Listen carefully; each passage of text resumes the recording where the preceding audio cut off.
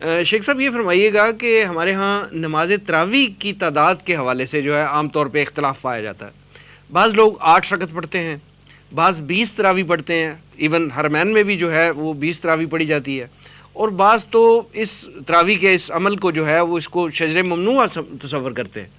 یہ فرمائیں کہ تراویح کی رکعتوں کی تعداد سے قطع نظر کہ رمضان المبارک میں قیام اللیل کی کیا اہمیت و فضیلت ہے؟ بہت آپ کا اہم سوال ہے، اور آپ نے بجا فرمایا کہ ان رکعتوں کے حوالے سے اختلافی بحث میں پڑھے بغیر ہم یہ جاننے کی کوشش کریں کہ ماہ رمضان میں قیام اللیل کی اہمیت کیا ہے. البتہ آپ کی اجازت سے میں یہ عرض کرنا چاہوں گا کہ ان اختلافی مسائل میں جانا نہیں چاہیے، اور جو جس مکتب فکر کی رائے پر عمل کرنا چاہتا ہے وہ عمل کر لے. الحمدللہ اللہ تعالیٰ کی ذات سے امید ہے کہ اللہ تعالیٰ قبول فرمائے گا. البتہ ہمارا ایک سوال یہ ہے، جو 8 رکعت کے قائل ہیں، جو 20 رکعت کے قائل ہیں، 8 والے 8 میں ادا کر لیں، ٹھیک ہے، 20 والے 20 میں ادا کر لیں، ان میں سے کتنے لوگوں کو یہ معلوم ہو رہا ہے اور سمجھ آ رہی ہے بات کہ اللہ تعالیٰ کیا فرما رہا ہے؟ آج جو مس کر رہے ہیں وہ قرآن پاک کا فہم ہے. ثواب ملتا ہم قائل ہیں، بشرطے کہ تراویح پڑھانے والا مناسب رفتار سے جو ہے وہ قرآن پاک کی تلاوت کرے. جلد بازی کا تو معاملہ بالکل ہی غلط ہو جاتا ہے، تمام علماء متفق ہیں اس پر. لیکن غور کریں، ہم جو کچھ مس کر رہے ہیں وہ کیا ہے؟ ہم پورا قرآن پاک تلاوت کر جاتے ہیں، سن لیتے ہیں، الحمدللہ اجر ملے گا، کوئی شک نہیں ہے، مگر قرآن کتاب ہدایت ہے.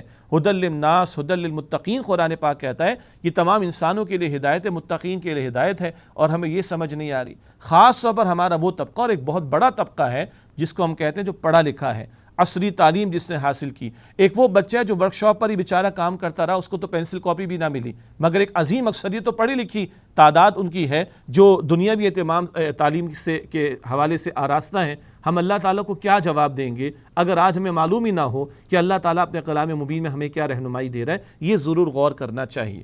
ہاں، آپ کا مطلق سوال یہ تھا قیام اللیل کی فضیلت. اللہ کے نبی مکرم علیہ السلام تو پورا سال قیام اللیل فرماتے، جس کو تہجد کی نماز کہا جاتا ہے. وَمِنَ اللَّيْلِ فَتَهَجَّدْ بِهِ نَافِلَةً لَكَ عَسَىٰ أَن يَبْعَثَكَ رَبُّكَ مَقَامًا مَحْمُودًا. سورہ بنی اسرائیل میں ہے کہ نبی صلی اللہ علیہ وسلم رات میں قیام کیجئے، رات گزاریے، رات بسر کیجئے قرآن حکیم کے ساتھ. یہ رات کے قیام میں تلاوت قرآن مطلوب ہے، قرآن پاک کے ساتھ وقت گزارا جانا مطلوب ہے. اور کیا فرمایا جا رہا ہے؟ آپ کے لیے اضافی ہے. ایک مراد آپ پر فرضیت کے درجے میں بات رہی ہے، امت کے لیے نفل کے درجے میں. اور آگے قرآن پاک نے بیان فرمایا عَسَىٰ أَن يَبْعَثَكَ رَبُّكَ مَقَامًا مَحْمُودًا. قریب ہے کہ آپ کا رب اے نبی صلی اللہ علیہ وآلہ وسلم آپ کو مقام محمود عطا فرمائے. یہ اس قدر بلند مقام ہے جو محمد مصطفیٰ صلی اللہ علیہ وسلم کو عطا ہوگا. تو تہجد کی نماز، رات کا قیام اللیل، اس پر مقام محمود محمد مصطفیٰ صلی اللہ علیہ وسلم کو عطا ہو رہا ہے. اسی کے ذیل میں علماء نے لکھا اگر اللہ کے ہاں قرب چاہتے ہو، اللہ کے ہاں مقام کی بلندی چاہتے ہو، قبولیت چاہتے ہو، تو رات کا قیام کرنا چاہیے.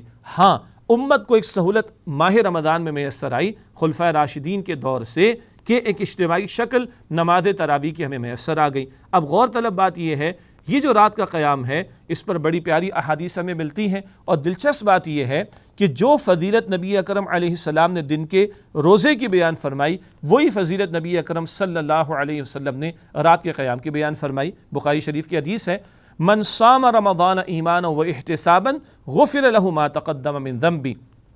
جس نے ماہ رمضان کے روزوں کا اہتمام کیا ایمان اور احتساب کے ساتھ، اس کے پچھلے گناہ معاف کر دیے گئے. رات کے قیام پر بھی یہ الفاظ آ رہے ہیں وَمَنْ قَامَ رَمَضَانَ إِيمَانًا وَاحْتِسَابًا غُفِرَ لَهُ مَا تَقَدَّمَ مِنْ ذَنْبِهِ. اور جس سے رات کا قیام کیا ایمان اور احتساب کے ساتھ، اس کے بھی پچھلے گناہ معاف کر دیے گئے.